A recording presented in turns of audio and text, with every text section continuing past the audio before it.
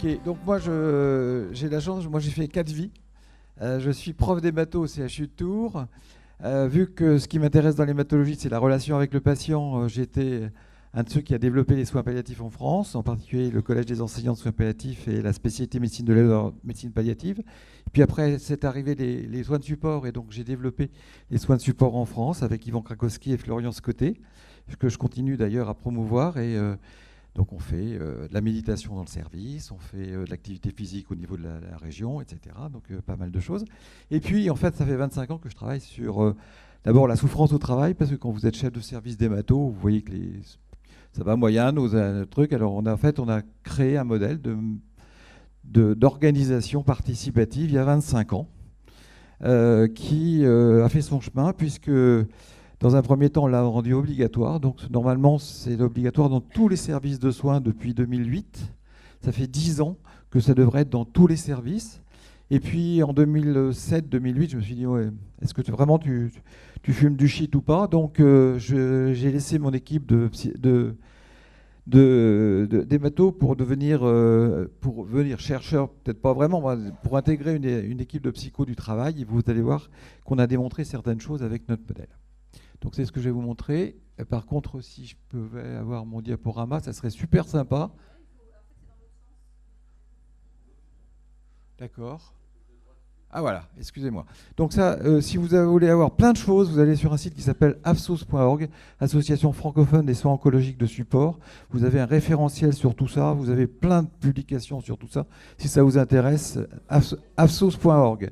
Afsos, Association francophone des soins oncologique de support, afsos.org. AFSOS, oui, absolument. Donc voilà, c'est juste pour vous dire le schéma que nous, on développe dans nos formations sur le mécanisme de la qualité de vie au travail. Juste quelques petits messages très simples. Premièrement, c'est quand vous allez bien ou pas bien. Surtout quand vous n'allez pas bien, c'est souvent la conjonction de facteurs personnels et professionnels, de stresseurs professionnels. Dans les stresseurs professionnels, vous avez le type de travail, la charge de travail, et puis on retrouve exactement ce que tu as dit tout à l'heure, c'est-à-dire les relations au travail, l'organisation du travail et le management au travail. Et puis après, on peut s'adapter, on peut être bien ou pas bien. Donc c'est exactement votre modèle, c'est-à-dire qu'en fait, pour que les gens restent bien, il faut travailler sur les facteurs individuels. Et tout ce qu'on a entendu tout à l'heure, c'est parfait. Et puis également sur les facteurs au niveau du management, en sachant qu'un message très très simple, c'est que quand vous avez une équipe qui ne va pas bien, c'est à cause du management de proximité. Dans un établissement, c'est à cause du chef de service et du cadre de santé. Et que si les managers ne vont pas bien, c'est à cause de la gouvernance. Ça, c'est des messages très très simples, d'accord? C'est-à-dire que quand vous avez un service qui ne va pas bien, c'est qu'il y a un problème d'organisation et de management de votre service. Et il faut aller voir du côté du management de proximité. Par contre, les managers de proximité, ils ne vont pas bien à cause de la gouvernance.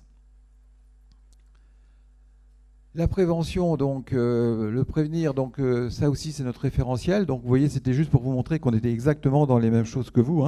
C'est-à-dire au niveau s'interroger sur son positionnement, s'informer et s'impliquer dans les ressources institutionnelles extérieures, en particulier s'intégrer dans les groupes de travail, dans les espaces d'échange, etc.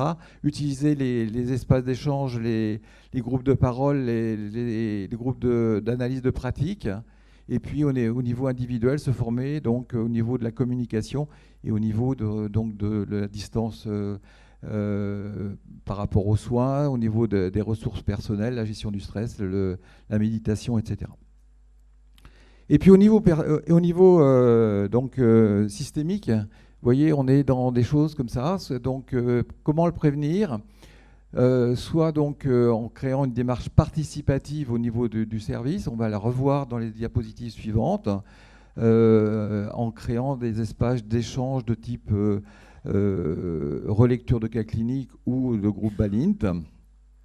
Et puis donc en mettant en place des formations professionnelles et en mettant des groupes de travail qui vont permettre aux gens de construire leur fonctionnement.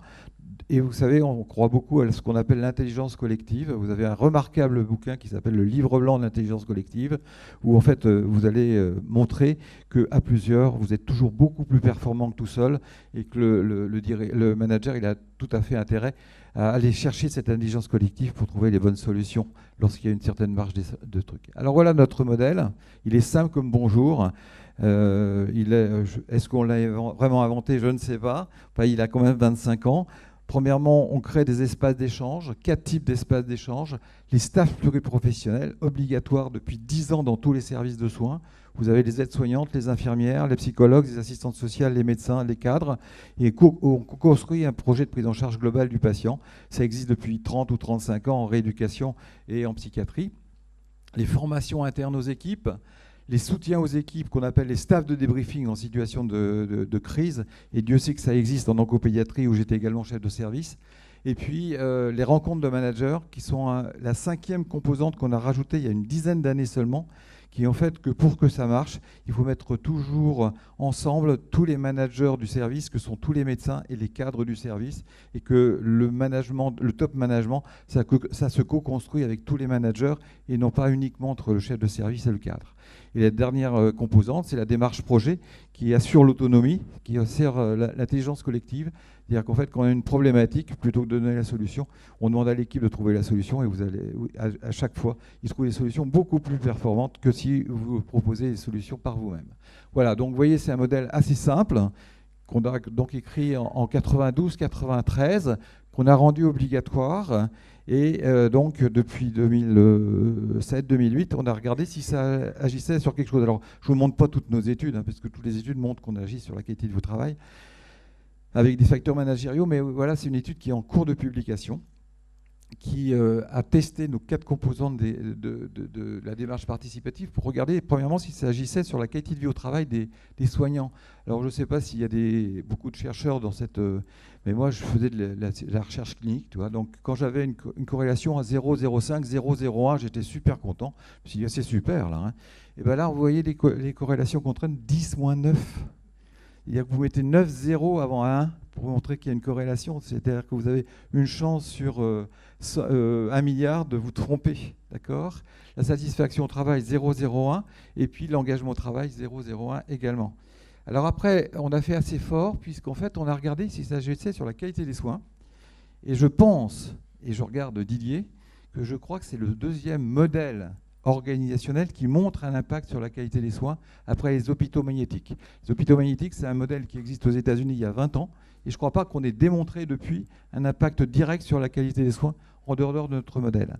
Pourquoi ? Tout simplement parce que quand vous faites, pour montrer ça, vous prenez 25 services, vous avez 25 groupes de patients, de soignants et 25 groupes de patients, et pour montrer une corrélation avec des tout petits effectifs, il faut une très grosse corrélation. Ben vous voyez, les staffs pluriprofessionnels, le soutien aux équipes et la formation agissent sur la qualité de prise en charge des patients. Et puis on a fini, on a regardé s'il y avait une certaine corrélation avec les facteurs managériaux qui jouent un certain rôle qu'on appelle le leadership transformationnel, c'est-à-dire un leadership exemplaire qui fait confiance à ses soignants et qui a un leadership personnalisé, le soutien organisationnel perçu par les équipes, la justice organisationnelle et le soutien à l'autonomie, c'est-à-dire les 4 grands facteurs qui jouent dans la qualité de vie au travail. Et alors là, on a failli faire une syncope, puisqu'en fait, les corrélations sont entre 10-12 et 10-21. Je ne savais même pas que ça existait, ce type de corrélation. Voilà, donc juste pour vous dire que ce modèle marche, que je l'ai utilisé depuis une trentaine d'années, moi, en tant que chef de service, puis en tant que chef de pôle. Il marche aussi en tant que chef de pôle. Sachez que quand j'étais chef de pôle, je faisais une étude de la qualité de vie au travail tous les ans, une étude en ligne au niveau de mes soignants. Voilà, donc c'est un modèle qui marche, qui est obligatoire depuis 10 ans, qui n'est pas mis en place, et qui prévient la qualité de vie au travail et qui améliore la qualité des soins dans le modèle de la santé. Merci beaucoup.